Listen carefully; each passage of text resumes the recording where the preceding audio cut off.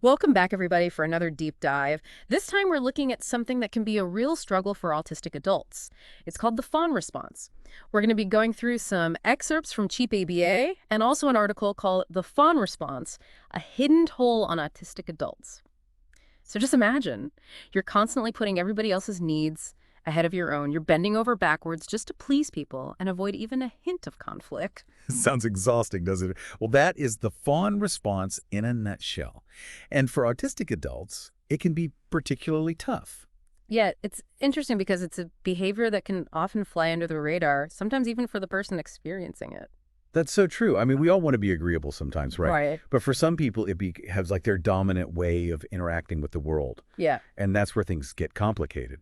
Absolutely. And there's definitely a strong link between autism and the fawn response. We have to remember that autistic individuals often deeply crave connection, but they also fear social rejection. So imagine you're constantly feeling misunderstood in social situations, like you're speaking a different language and nobody quite gets you.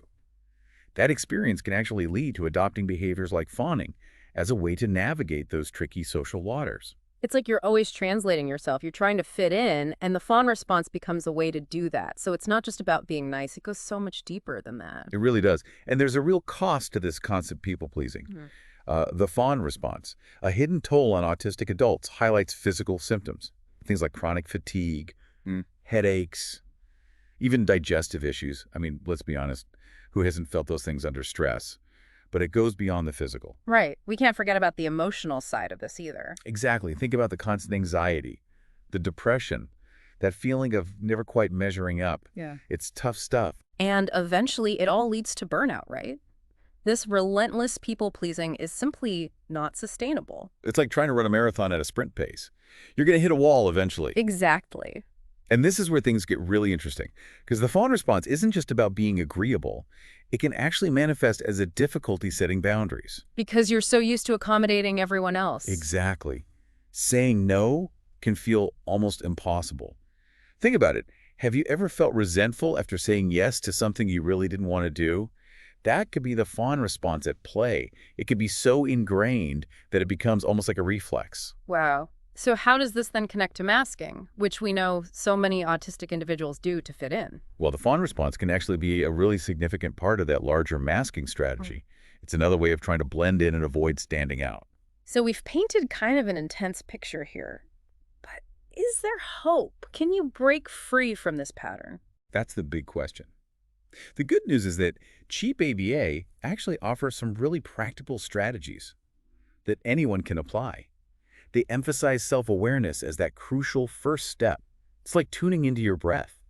Noticing your own patterns, those automatic reactions you have in social situations. Instead of just reacting on autopilot, you start pressing pause and observing your thoughts, your feelings, and behaviors. Exactly. And once you start recognizing those patterns, you can begin making more conscious choices. It's like you're taking back the reins and steering your own ship.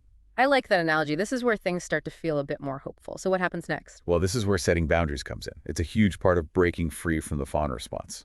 Okay, that makes sense. Because if you're constantly trying to please everyone else, your own needs just get lost in the shuffle, and that's got to lead to resentment and burnout. Absolutely. Setting boundaries is all about honoring your own needs and limits. But I know that can be incredibly difficult, especially if you're used to putting everyone else first. So where do you even begin with that? It's a process, and it takes practice. It's like learning any new skill. The key is to start small. Perhaps it's saying no to an extra task at work, or declining a social invitation when you desperately need some downtime. It's those small acts of self-care, those moments where you choose yourself over someone else's expectations. I love that. Exactly. It's about recognizing your own worth and understanding that you're not obligated to constantly please others. Yeah. What about those times, though, when you feel guilty about setting those boundaries? Well, that's where self-compassion comes in. It's about treating yourself with the same kindness and understanding you would offer a friend. Imagine a friend struggling with this. What would you tell them? Would probably say, hey, it's okay.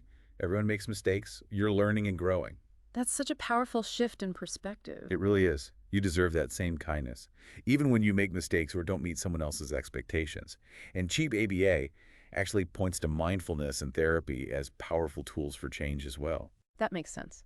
Mindfulness can help you stay present and grounded, reducing anxiety and giving you space to make conscious choices. And then therapy provides a safe and supportive environment to work through these challenges and develop healthy coping mechanisms. Exactly. Therapy can help you understand the roots of these patterns, explore those deeper emotional wounds, and provide guidance as you navigate setting those boundaries and prioritizing your own well-being. It's like having a compassionate guide as you journey towards a more authentic self. I think we've laid a great foundation here, but there's still so much to unpack. I agree. When we come back, we'll delve into some specific examples and actionable steps you can take to address the fawn response in your own life. Don't go anywhere. Welcome back. So now that we have a better understanding of what the fawn response is and why it can be particularly challenging for autistic adults, let's explore what it might actually look like in everyday life. Yeah, that's a great point. Because it can be so subtle, and it often operates below the surface, even for the person who's experiencing it. It's true. So how do we even recognize it? What are some telltale signs? Well, think about how you typically respond to requests. Do you find yourself automatically saying yes, even when you're already stretched thin or feeling completely overwhelmed? Do you agree to things out of obligation, even when your gut is screaming no? Oh, yeah. I've definitely been there. That feeling of instant dread when you commit to something that you know you don't have the time or the energy for, it's the worst. And that's a classic sign of the fawn response in action. Another thing to consider is how often you apologize, especially for things that aren't even your fault. Think about those times when someone bumps into you, but you're the one saying sorry. Or when you over-explain yourself, even for simple things, just to avoid any potential disapproval. Oh, yeah. Or taking the blame for something to avoid conflict, even when you know you didn't do anything wrong. Exactly. It's all about minimizing any potential disruption or disagreement, even at the expense of your own needs and feelings. And another common sign is avoiding expressing your own opinions or needs, especially if you fear rocking the boat or displeasing others. It's like you're constantly putting everyone else's needs first, trying to keep everyone happy, even to it means sacrificing your own well-being. And that's where the real danger lies, because over time, that internalized stress just takes a toll. The fawn response, a hidden toll on autistic adults, really nails it with that phrase hidden toll. Because on the surface, you might appear agreeable, easygoing, maybe even a little bit of a pushover. But underneath, there's this constant tension, this fear of upsetting others or being judged. Precisely. And that's where those physical symptoms we talked about earlier can start to manifest.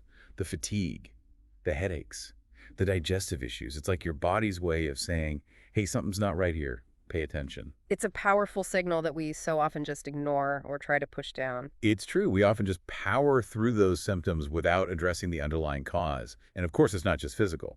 The emotional impact can be even more profound. You're talking about the anxiety, the depression, the resentment that can build up over time. Exactly. When you're constantly giving, without receiving enough in return, it's only natural to start feeling depleted both physically and emotionally. And that's where burnout comes in, right? Yeah. It's like running a marathon at a sprint pace. You're bound to hit a wall eventually. And the longer you push yourself, the harder the crash is going to be. So the million-dollar question is, how do you start breaking free from this pattern? Cheap ABA and the article both emphasize self-awareness as the crucial first step.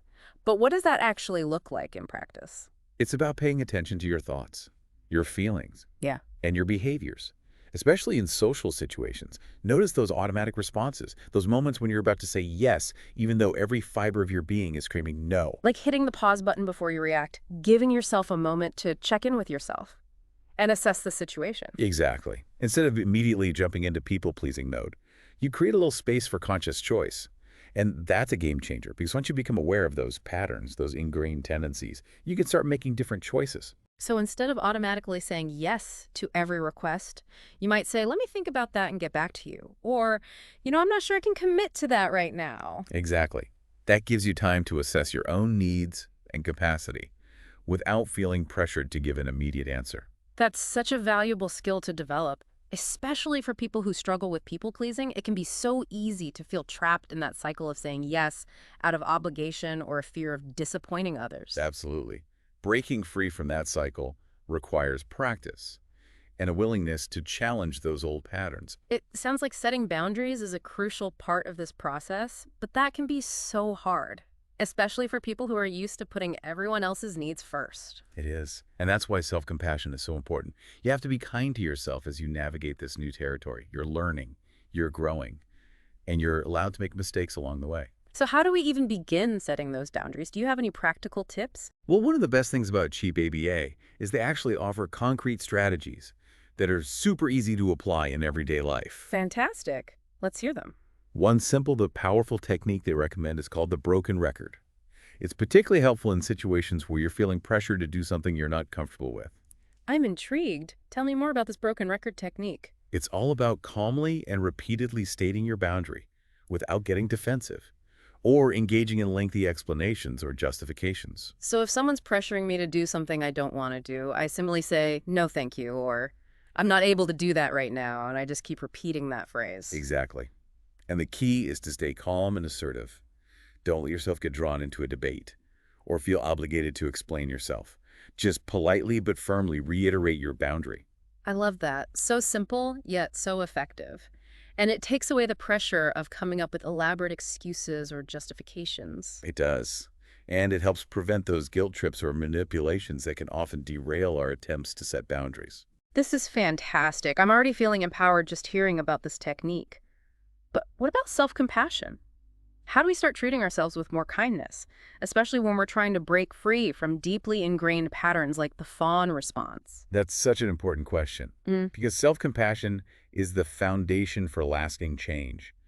One powerful practice is to talk to yourself the way you would talk to a dear friend who's struggling. So instead of beating myself up for saying yes when I wanted to say no, I might say to myself, hey, it's okay. You're learning. You're allowed to make mistakes. You're doing the best you can. Exactly. Offer yourself those words of encouragement and support. Remind yourself that you are worthy of love and compassion, just as you are.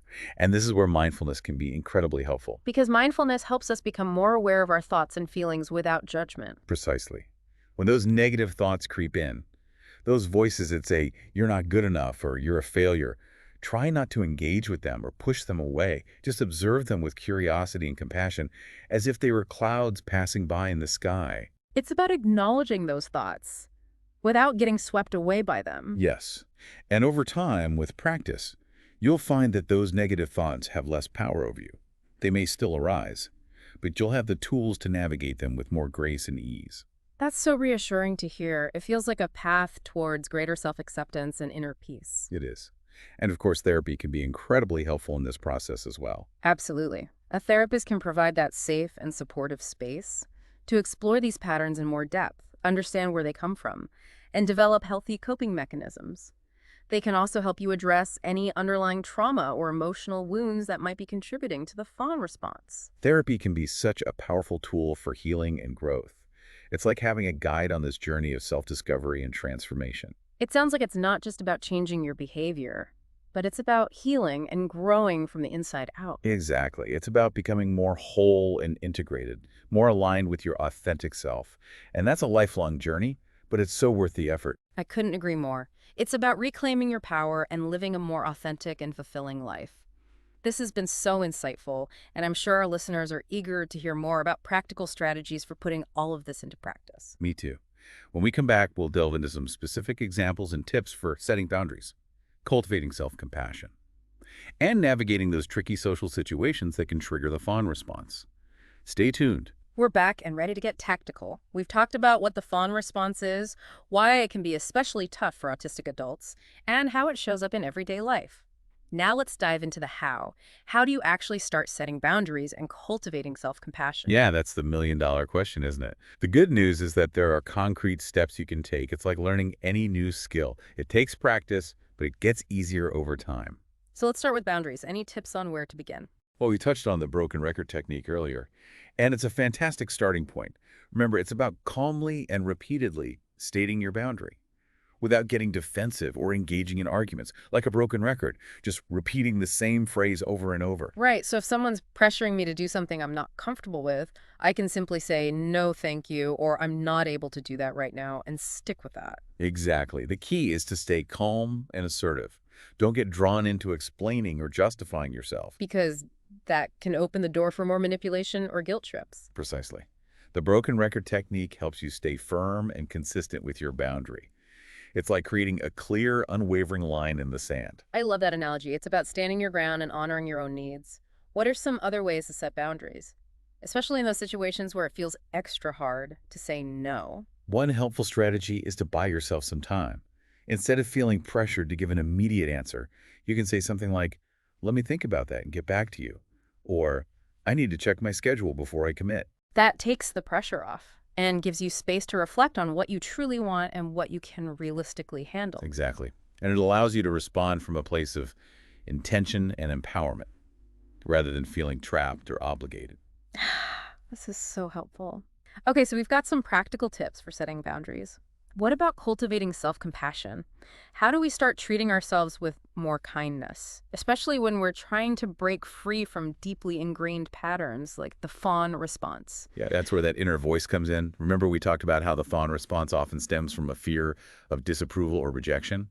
So it's crucial to cultivate a sense of inner safety and support. So how do we do that? How do we create that inner sanctuary? One powerful practice is to talk to yourself the way you would talk to a dear friend who is struggling. Imagine your friend is feeling guilty or ashamed for people-pleasing. What would you say to them? You would probably offer words of comfort, understanding, and encouragement. I would remind them that they are worthy of love and respect, regardless of whether they please everyone or not. Exactly. And that's the same message you need to give yourself. It's about replacing that harsh inner critic with a voice of compassion and understanding. So instead of beating myself up for saying yes when I wanted to say no, I might say to myself, it's okay, you're learning, you're allowed to make mistakes, you're doing the best you can. Yes, it's about offering yourself that same grace and forgiveness you would extend to someone you love. That's such a powerful shift in perspective. And how does mindfulness play into this? Mindfulness is all about cultivating present moment awareness without judgment. It's about noticing those negative thoughts and feelings without getting swept away by them. So it's about recognizing those thoughts like I'm not good enough or I'm a failure without engaging with them or letting them dictate my actions. Precisely. Just observe them with curiosity, as if they were clouds passing by in the sky. Acknowledge them, but don't let them define you. That's such a helpful image. It's about creating some distance between ourselves and those thoughts so they don't have so much power over us. Right. It's about recognizing that our thoughts are not facts. They're just mental events that come and go. And of course, we can't forget about the incredible power of therapy. Absolutely. A therapist can provide invaluable guidance and support as you navigate this journey of setting boundaries and cultivating self-compassion. They can help you understand the roots of your people-pleasing patterns, address any underlying trauma or emotional wounds, and develop healthy coping mechanisms. It's like having a compassionate guide as you embark on this path of self-discovery and healing. Exactly. Remember, you don't have to do this alone. There are resources available, communities of support, and professionals who can help you along the way. That's so important to remember. It's about building a support system that honors your needs and celebrates your authentic self. And ultimately, breaking free from the fawn response is about reclaiming your power and living a more authentic and fulfilling life. This has been such an illuminating deep dive. We've covered a lot of ground, from understanding the dynamics of the fawn response to exploring practical strategies for setting boundaries, cultivating self-compassion, and creating a more supportive inner world. But this is just the beginning. It is. We encourage you to continue exploring this topic, deepen your understanding, and experiment with different strategies for creating a more balanced and fulfilling life. And remember, you are not alone on this journey. There are resources available, communities of support, and professionals who can guide you. Keep learning, keep growing, and keep embracing your true authentic self. Beautifully said. Thanks for joining us for another deep dive. Until next time.